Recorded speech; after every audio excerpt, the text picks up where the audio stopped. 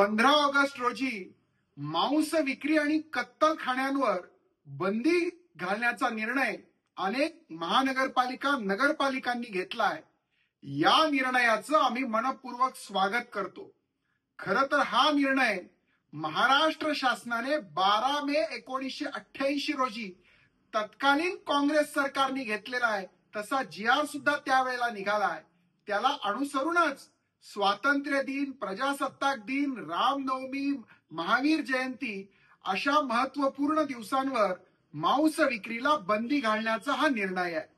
पण त्याच सोबत यावर्षी 15 ऑगस्ट रोजी भगवान श्रीकृष्ण जयंती आणि संत श्रेष्ठ ज्ञानेश्वर महाराजांची 750वी जयंती असल्यामुळे या वर्षीच्या या निर्णयाला एक विशेष महत्व आहे आणि म्हणून आपण सगळेजण या निर्णयाचं स्वागत करू, सर्व भाविक भक्तांच्या श्रद्धेचा सन्मान करू आणि तंतोतंत पालन करू.